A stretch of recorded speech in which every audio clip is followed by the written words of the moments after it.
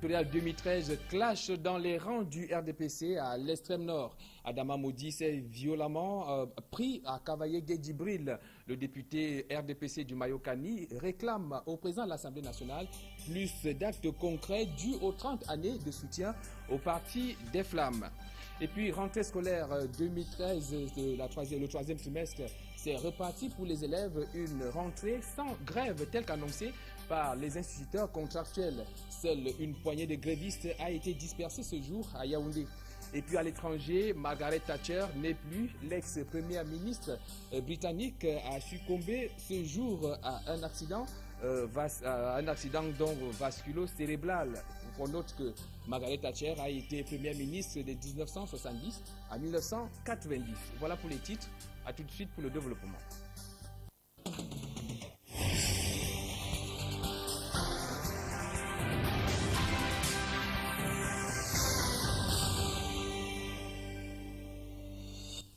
Une fois de plus, bonsoir. Nous ouvrons cette édition d'information avec des nouvelles des sénatoriales 2013 en se rendant dans la région de l'Ouest où le Social Democratic Front aborde la dernière ligne droite vers le scrutin du 14 avril prochain. Les candidats du Social Democratic Front se disent prêts à aller à l'assaut des grands électeurs dans l'Ouest du Cameroun. C'est dans ce reportage de Jérôme Nassis Obzé.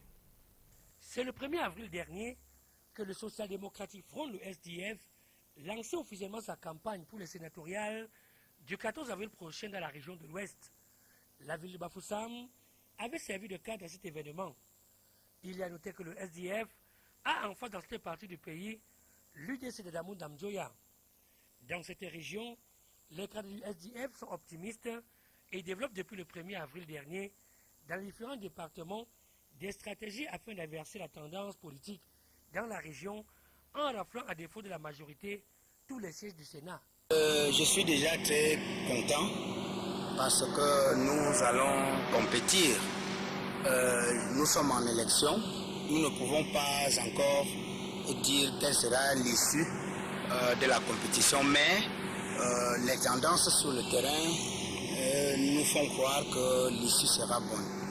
Ça, c'est un point. Le second point, c'est que ce qui est envisagé, c'est comme vous le savez, c'est le porte-à-porte. Vous savez qu'il s'agit d'une élection spéciale, et déjà pour la première fois chez nous, où nous avons affaire à des électeurs qui ne sont pas constitués de la masse comme d'habitude, mais des électeurs qui sont les conseillers municipaux. Nous allons un peu vers eux pour essayer de leur convaincre et de vendre notre programme et de leur assurer que, quel que soit le cas, nous sommes tous d'un même pays et qu'à l'issue de ces élections, le Cameroun va devoir vivre. Comme message au conseil du RDPC, le SDF leur a fait comprendre que les intérêts de la région de l'Ouest doivent être placés au-dessus des considérations partisanes. Le parti Nidjon Froundi a tablé sur les voies et moyens nécessaires pour fidéliser les conseillers RDPC de la région de l'Ouest à voter majoritairement pour eux. Et depuis une semaine, nous sommes sur le terrain pour travailler. On fait une campagne de proximité. On essaie d'aller vers les grands conseillers qui sont des électeurs. Dimanche, il faut voter utile. Il faut voter avec votre conscience. La liste de SDF, c'est là où votre fils du département se trouve. N'allez pas ailleurs, ne vous détrompez pas de la liste. C'est la liste SDF qu'il faut voter. À quelques jours de la fin de la campagne, les lieutenants de Jean Tsomelou, le mandataire de cette liste à l'Ouest, entend mettre cette semaine les bouchées doubles afin de ne pas se laisser surprendre par l'UDC. Et comme l'annonçait un peu plus tôt dans l'ouverture de cette édition d'information, c'est dans la région de l'extrême nord, Adama Modi s'invite dans une campagne électorale et s'en est pris violemment au président de la commission de la campagne dans l'extrême nord, qui n'est personne d'autre que le président de l'Assemblée nationale, Kavaye Guedjibril. Le député du Mayokani réclame des actes concrets à la hauteur des 30 années de soutien au Parti des Flammes. Serge Alaoutou et Amadou Daïrou. Maroua, capitale régionale de l'extrême nord du Cameroun, et son pont rouge. Rendons-nous à la communauté urbaine.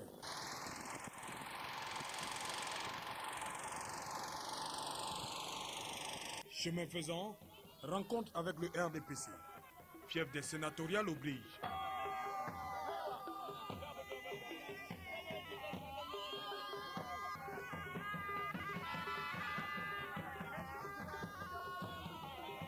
Ce vendredi 5 avril se tient la réunion de lancement de la campagne électorale en vue des sénatoriales du 14 du mois courant. Pour le président de la commission de lancement, il est hors de question que l'opposition l'emporte. Sinon, Colombia va être confronté à une cohabitation. Et vous savez, la cohabitation en Afrique, vous savez ce que c'est. C'est le blocage. C'est le blocage. Donc nous devons tout faire. Je sais qu'à l'extrême nord, je suis convaincu que nous aurons la majorité absolue. Nous aurons 7 sénateurs sur 7. l'écrasante majorité des conseillers municipaux RDPC le veut bien. Mais les populations de l'extrême nord réclament une contrepartie.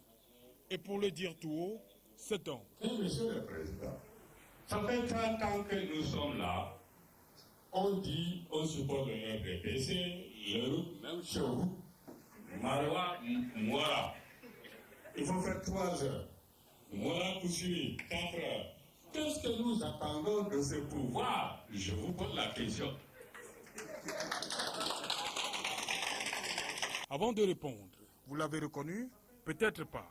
Lui, c'est le député du Mayokani, Adama Modi, le seul à avoir osé poser sa candidature contre Kavaye Yege Djibril pour le perchoir il y a quelques années, pour cette réunion de lancement de la campagne qui a vu la présentation de la liste RDPC qui sera opposée à celle de l'UNDP. Le député a tenu à rajouter une couche. Je voulais simplement vous rappeler, Monsieur le Président, on est en politique, on n'est pas en religion. C'est en religion qu'on attend mourir pour être récompensé. En politique, c'est carte sur table. Je vous fais ceci, vous me faites cela. C'est un autre épisode du feuilleton Kavaye Yege Djibril, Adama Modi.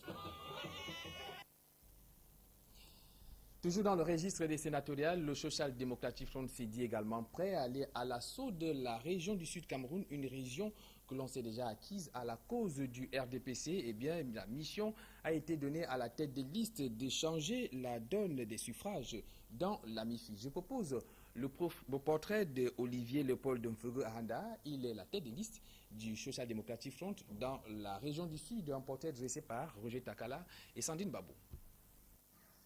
Léopold Olivier Mfeugue Ahanda est le candidat du Social Democratic Front au sénatorial du 14 avril prochain dans le département de l'Anvila, région du Sud Cameroun. Une reconnaissance du leader du SDF à l'endroit de cet homme qui milite dans le parti de la Balance depuis une vingtaine d'années. Je voudrais me battre pour eux, qu'ils nous fassent confiance. Pour la première fois, qu'ils nous fassent confiance. Ensemble, nous devons avancer. Là où il y a un manquement, nous allons essayer d'arranger pour qu'on aille en avant. Olivier Léopold Mfeugue Ahanda a la lourde charge de bousculer les vieilles habitudes dans une circonscription où tous les conseillers municipaux sont acquis au RDPC. Un choix qui, pour les populations de l'Anvila, viendra à coup sûr redonner un nouveau souffle à leur localité. Maintenant, nous ne sommes plus au temps des projets, nous sommes au temps de réalisations. Nous avons tant fait confiance au RDPC dans la zone du Sud et plus principalement dans la Villa, auquel on a donné les mandats à l'Assemblée nationale. Ils n'ont rien fait. Deuxième mandat, rien.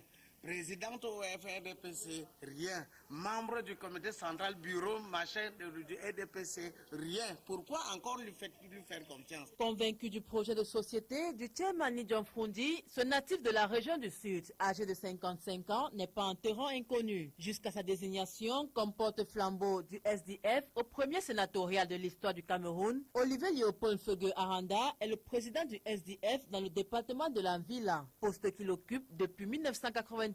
Conscient des problèmes qui minent la Villa, il invite tous les conseillers à choisir le bulletin rose le 14 avril 2013.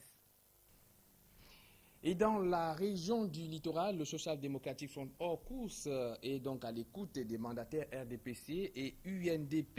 Eh bien, les conseillers municipaux du parti de la balance. Leur cœur balance justement entre le RDPC et l'UNDP. C'est dans ce reportage de Johnny Peck et Serge Alaotou.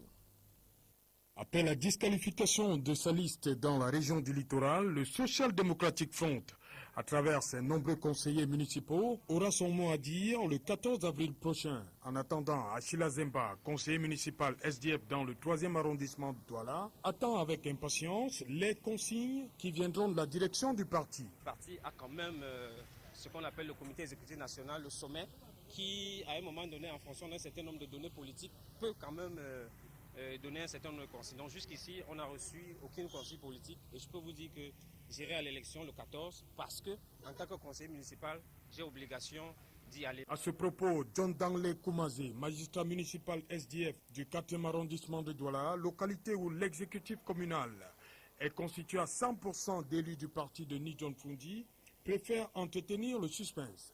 Attendons le jour de vote, parce que vous savez que le vote est un vote secret. Donc quand vous me demandez les consignes, je ne sais pas si effectivement vous voulez une réponse à votre question. Je dis attendons les jours de vote. C'est un vote.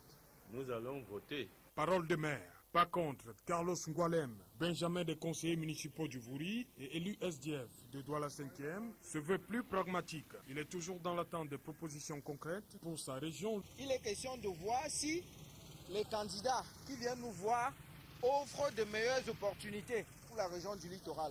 Pour le moment, je n'ai pas encore le sentiment que le candidat en liste dans le littoral nous offre cette possibilité-là. Donc nous attendons encore. D'ici au soir du 13, on va juger pour voir si d'un camp ou de l'autre, moi je ne vais pas les citer parce que mon parti a été disqualifié. Et donc moi j'attends qu'ils viennent me voir pour me dire exactement qu'est-ce qu'ils proposent pour la région du littoral. Si ce qu'ils proposent est intéressant, moi je vais suivre. Mais pour le moment, aucune décision n'est encore prise. Et si ces meilleures opportunités venaient du RDPC? Monsieur le journaliste, je pense que le vote est secret et il ne me reviendra pas de venir sur un plateau de télévision ou bien sur les antennes d'une télé pour dévoiler ce que je vais décider finalement. Sinon, ça n'a aucun sens. Le législateur qui a prévu que le vote soit secret savait très bien pourquoi il le faisait. Rendez-vous est donc pris le 14 avril. Loin des sénatoriales 2013, on parle d'une fin de session parlementaire sous fond de boycott à l'Assemblée nationale et pour cause, les députés dénoncent la confiscation des indemnités liées à la prorogation de leur mandat, mais également leurs mauvaises conditions de travail. Marcelin Ganson. La réticence de la plupart des députés à s'exprimer sur la question prouve qu'il y a bel et bien un malaise à l'Assemblée nationale. Les élus du peuple dénoncent leurs mauvaises conditions de travail, aggravées par le retard que connaît le paiement de leurs indemnités. Alors que les fonctionnaires sont tous passés à la caisse, ils attendent vainement que leur tour arrive. Je crois qu'il faut incriminer les conditions de travail des députés. Il faut également savoir que la prolongation du mandat des députés n'a pas entraîné les mesures d'accompagnement parce que tout se passe comme s'il n'y avait pas d'argent pour traiter les députés, et ainsi de suite. Donc si les députés menacent, c'est à cause de ça. Et on se demande bien, est-ce que c'est dans les mêmes conditions que les sénateurs viendront vivre? Donc vous voyez, les conditions de travail ne sont pas très bonnes. Ceci pouvant justifier cela, la session en cours d'achèvement a été carrément boycottée par les députés. La plupart ayant privilégié leurs affaires personnelles au détriment de leur participation aux différentes séances plénières. Résultat des courses, la moisson de cette dernière session, avant les législatives et les municipales, est bien maigre. En fait, nous n'avons vu que 4 ratifications. Et en termes de textes d'une grande importance, nous, on se disait que des textes devaient arriver. Je ne sais pas si ça va arriver. On attend. En tout cas, ça dit que je crois que c'est la plus pauvre que j'ai connue depuis que je suis député.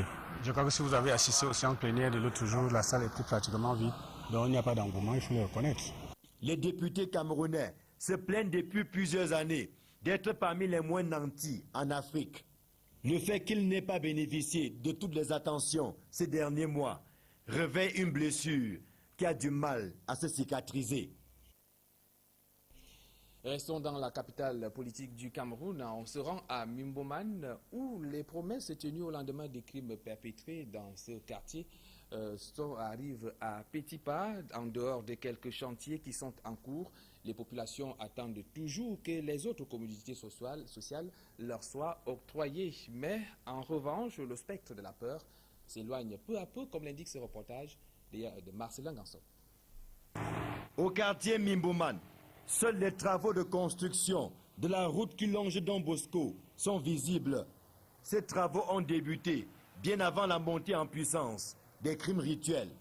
Les populations sont impatientes de voir cette route achevée, puisqu'elles portent leur espoir de sortir enfin de l'enclavement. Pour le reste, c'est quasiment le statu quo.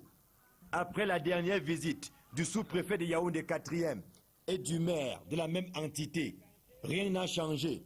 Les problèmes de délestage, l'absence d'éclairage public, les coupures intempestives d'eau, ainsi que le mauvais état des routes secondaires se posent toujours avec la même acuité qu'il y a 3 mois. La route n'est pas bonne, vous-même vous avez vu l'état de la route en descendant. Il y a un monsieur là, au sommet là, c'est lui qui fait le maximum d'efforts d'arranger pour le moment. Et l'électricité qu'on devait nous mettre, on nous a dit de patienter, on patiente, on attend. Le moment venu, tel qu'ils nous ont dit, nous avions quand même l'espoir que ça ira. Le lancement des travaux de bitumage de la route Mimboman-Kouaban reste attendu, tout comme celle qui traverse la fondation Essomba, au lieu du Mimboman École. Des promesses s'agissant de sa réhabilitation avaient été faites. Annoncé également en grande pompe, le commissariat du 16e arrondissement tarda à s'installer à Mimboman. Le choix a finalement été porté sur un bâtiment situé non loin de Mimboman Château, à proximité du goudron. Mais les travaux d'aménagement, à peine lancés, se sont arrêtés. Le commissariat central, qui gère le dossier, n'est pas très bavard au sujet des raisons de cet arrêt brusque des travaux. Joint au téléphone, le sous-préfet de Yaoundé 4e annonce une accélération des travaux dans les prochains jours, notamment avec l'adduction en eau potable et l'électrification des bureaux. En attendant, les populations de Mimboman ont néanmoins retrouvé le sommeil après les moments difficiles vécus en décembre et janvier dernier. Pour le moment, on a en sécurité, la gendarmerie passe, la police passe, bon, tout est clair. À ce niveau, on n'a pas... Il n'y a plus eu de frayeur depuis là. Jamais, on n'a plus de frayeur.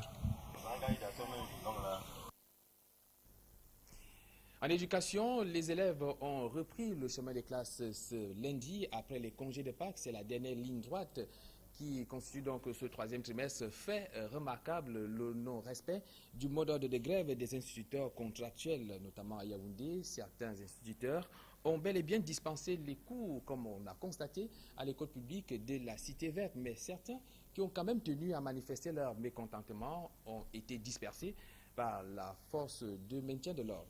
Yannick Mazoua. École publique de la Cité Verte, il est 9h45. Monsieur Tamofungan Narcisse, maître de parents, et Madame Imele Odette, institutrice vacataire, enceinte dans leur salle de classe respective. La rentrée a effectivement commencé, comme vous le remarquez avec les élèves tous présents. On a fait une leçon d'éducation civique. Je pense que tout se passe bien. Les élèves ont été là à temps et nous avons commencé normalement les cours et présentement tout va bien. Il déclare ne pas être au courant du mot d'ordre de grève lancé par le syndicat national des instituteurs contractuels et maîtres des parents et du mouvement national pour l'intégration sans restriction des instituteurs contractuels du Cameroun. Bon, peut-être comme j'avais un peu de petits problèmes de santé, je n'étais pas au courant, aucune idée. C'est un mouvement organisé, ça va dépendre, organisé par qui? C'est là le véritable problème. On ne doit pas se lever un matin et se mettre à s'aligner sans savoir d'où vient le mot d'ordre. Pas ce que je sache. Bon, en fait, nous sommes mécontents de notre situation. Mais que faire? On ne peut quand même pas abandonner ces enfants pour qui nous battons chaque jour en fin d'année comme ça parce qu'on veut gréver. La dite grève, par ailleurs, n'a pas pu avoir lieu à l'endroit prévu, c'est-à-dire devant les services du Premier ministre pour faute d'autorisation à manifestation. De plus, l'équipe d'Equinox Télévision s'est vue refuser l'autorisation de filmer la poignée de grévistes qui ont honoré à ce rendez-vous. En ce lundi 8 avril 2013, date de la rentrée du 3e trimestre, à l'école publique de la Cité Verte, le climat faisait bon vivre. Les cours ont bel et bien également repris ce jour dans la capitale économique à Douala, où certains responsables et chefs d'établissement affirment par ailleurs que les programmes ont été parcourus à 80%. C'est dans ce reportage de Warren Zede et Flavien Valondongo. Lycée polyvalent de Bonabéry à Douala, ce 8 avril 2013. Dans la cour de l'établissement, des élèves en petits groupes. En salle, les cours sont dispensés. On a donc 9 nappeurs femelles ce soir. Alors le nombre de nappeurs total, c'est combien? C'est le début du 3e trimestre de l'année scolaire au Cameroun. Pas de répit pour ceux qui, il y a quelques jours encore, étaient dans la fête de la Pâque. On a fait tous les cours. Mais il y a aussi le professeur de sport qui a fini son programme, donc il n'était pas là. Sinon, tous les professeurs étaient là. On a fait français, histoire, géomathie. Ils sont tous bienvenus. On a fait cours, on a démarré normalement. Dans cet établissement scolaire, la reprise cadre avec le début des évaluations séquentielles. Ici, comme au collège Alfred Sacker, les programmes ont déjà atteint un pourcentage acceptable. Les cours ont donc effectivement commencé, ce d'autant plus que nous avons pratiquement tous nos élèves qui présentent les examens officiels. Disons, nous ne sommes pas surpris par le découpage de l'année.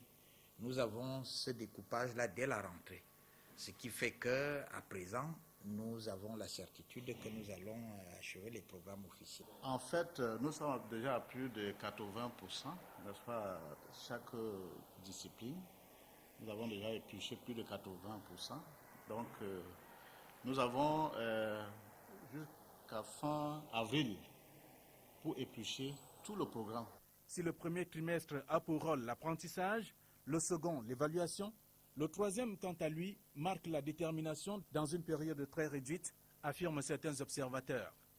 Les élèves, parents et enseignants, chacun à son niveau doit jouer son rôle afin que les différents résultats soient positifs au terme de cette année scolaire 2012-2013, prévue le 23 juin de l'année en cours. À l'étranger, comme l'annonçait en titre, l'ex-première ministre britannique n'est plus. Margaret Thatcher a succombé à un accident vasculo-cérébral. C'était ce jour à Londres, âgée de 87 ans. Reportage. 1979, Margaret Thatcher est la première femme à s'installer au 10 Downing Street. Où règne la discorde, puissions-nous apporter l'harmonie. Où règne l'erreur, puissions-nous apporter la vérité. Où règne le doute, puissions-nous apporter la foi. Où règne le désespoir, puissions-nous apporter l'espérance. L'ancienne avocate vient de terrasser les travaillistes aux élections. Elle restera 11 ans au pouvoir, un record. 11 ans de libéralisme économique intransigeant, de privatisation à tout va. Elle n'aura de cesse de museler les syndicats et écraser toute contestation populaire, comme lors des grèves des mineurs en mars 1984.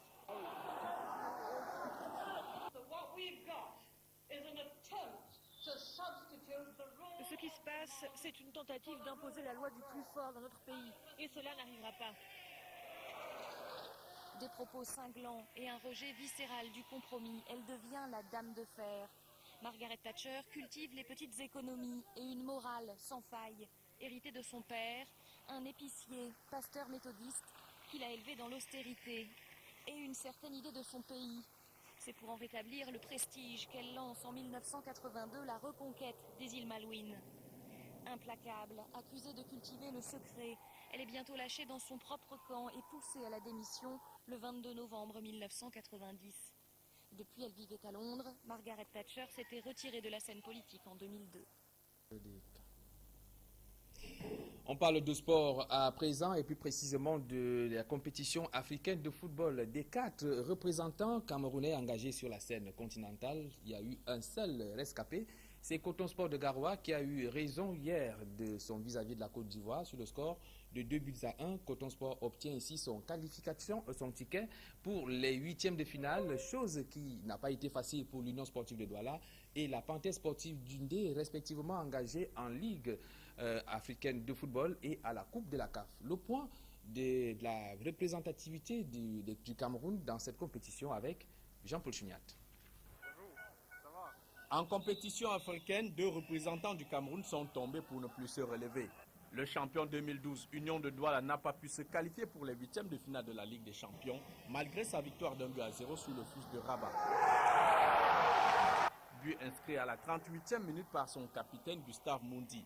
Mais il en fallait 4 au Nassara qui, au match aller, se faisait laminer 3-0.